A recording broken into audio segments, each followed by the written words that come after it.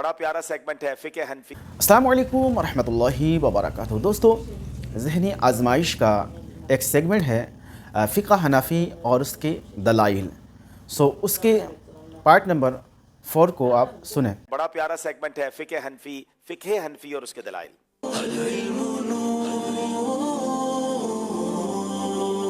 सवाल है स्वात वालों से, क्या टोपी या इमामा पर मसा करने से फर्ज पूरा हो जाएगा या नहीं?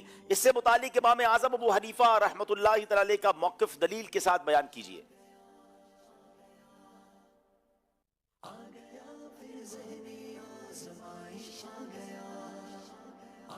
हज़रत इमाम आज़म अबू हनीफ़ा रहमतुल्लाहि तआला अलैहि की नज़दीक टोपी या इमामा पर मसा करने से फ़र्ज़ पूरा नहीं होता, बल्कि बालों पर मसा करना ज़रूरी है। अहनाफ का दलील हुज़ूर नबी पाक सल्लल्लाहु अलैहि वसल्लम के सहाबी रिवायत करते हैं कि बेशक हुज़ूर नबी करीम सल्लल्लाहु अलैहि वसल्लम ने वज़ू किया और सर के अगले हिस्से पर मसा किया, या ये फरमाया कि पानी से पेशानी की मिक़दार सर पर मसा किया। यानी नबी पाक ने इमामा उतार कर बालों पर सर पर मसा किया। जवाब दुरुस्त दे दिया है। बहता हुआ खून वुजू तोड़ देता है या नहीं? इसके मुतालिक इमाम आज़म अबू हनीफा का मौक़िफ़ दलील के साथ बयान कीजिए।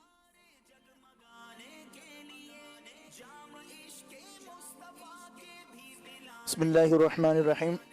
इमाम आज़म अबू हनीफा अलैहिर्रहमा के नज़दीक बहता हुआ खून वज़ू तोड़ देता है।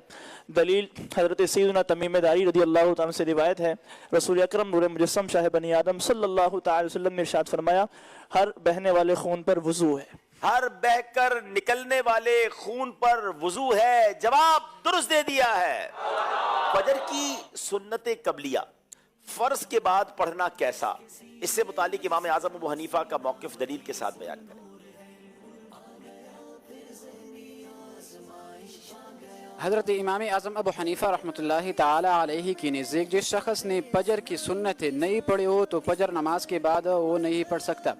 इमाम अबू हनीफ़ा रहमतुल्लाहि अहनाफ का दलील ये है, हुज़ूर नबी करीम सल्लल्लाहु अलैहि वसल्लम से हज़रत इब्न अब्बास रज़ियल्लाहु तआला अन्हु फरमाते हैं कि मैंने हुज़ूर नबी करीम सल्लल्लाहु अलैहि वसल्लम के कई सहाबा से सुना कि इसमें हज़रत उमर बिन ख़त्ताब भी थे, और रावी फरमाते हैं कि मुझे उन सब में से महबूब है।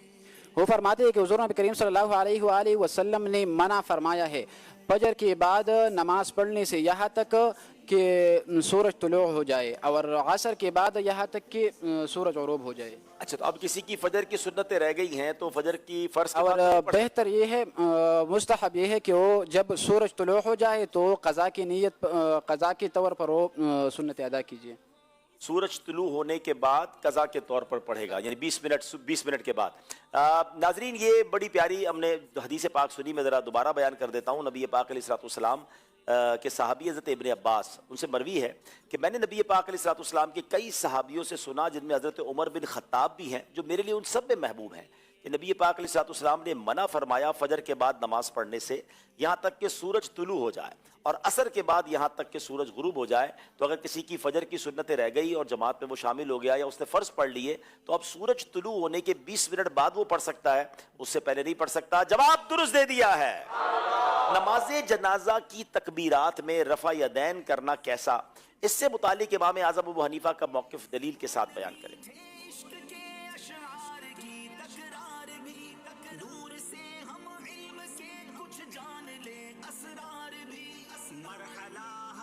नमाज जनाजा में तकबीरात में रफ़ा यदैन के हवाले से इमाम आज़म अबू हनीफ़ा रहमतुल्लाहि ताला के नज़दीक ये मौक़िफ़ है कि नमाज जनाजा में रफ़ा यदैन नहीं किया जाएगा, फ़कत पहली तकबीर में हाथ को उठाया जाएगा। दलील सुन्नत तिरमिज़ी की जामे तिरमिज़ी की हदीस मुबारक है। हज़रत सैयदना अबू हुरैरा रज़ियल्लाहु ताला अन्हु इस हदीस मुबारक के रावी हैं कि रसूल अकरम सल्लल्लाहु अलैहि वसल्लम ने नमाज जनाजा पढ़ी, सिर्फ पहली तकबीर में हाथों को उठाया, रफ़ा यदैन फरमाया, और उसके बाद आपने अपने दाएं हाथ को बाएं पर रख लिया।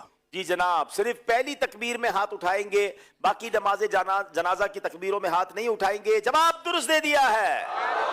क्या खूबसूरत सिलसिला है, क्या खूबसूरत सेगमेंट है कि इमाम आज़म अबू हनीफा का मौक़िफ़ कुरान और हदीस से जान रहे हैं और फ़िक़्ह हनफी के दलाइल जान रहे हैं।